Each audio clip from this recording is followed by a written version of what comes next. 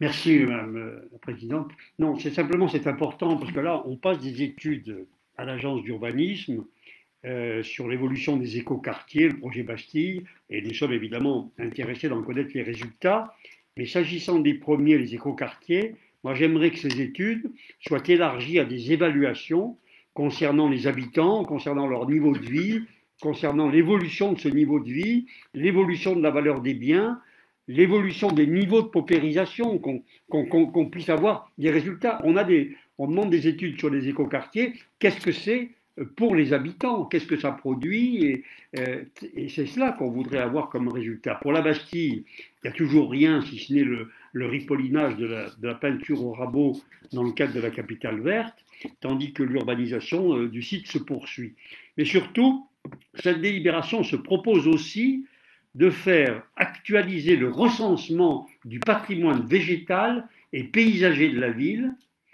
Ça, je cite, car il vous paraît nécessaire d'actualiser les protections inscrites au PLUI.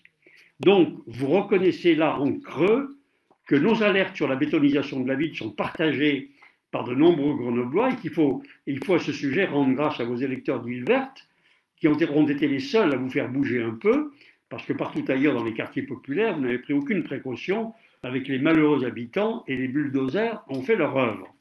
Sauf que ce recensement du patrimoine végétal et paysager est bien trop tardif.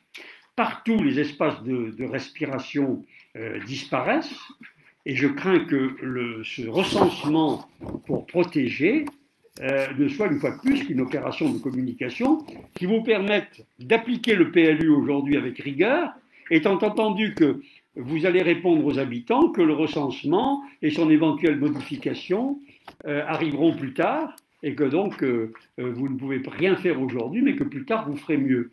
Alors moi, je voudrais redire ici que ce PLUI, c'est le vôtre, entièrement le vôtre, vous l'avez suffisamment revendiqué, ça a d'ailleurs été revendiqué par un conseiller tout à l'heure, avec cette volonté de densification maximale, pour ne pas pouvoir jouer le double jeu avec les Grenoblois. Moi, je voudrais vous dire, à cette occasion, que si vous voulez freiner cette politique créatrice d'îlots de chaleur dans une ville qui souffre et qui souffrira plus que d'autres des épisodes caniculaires, vous devez tout de suite prendre des mesures pour sauver les dents creuses urbaines des jardins.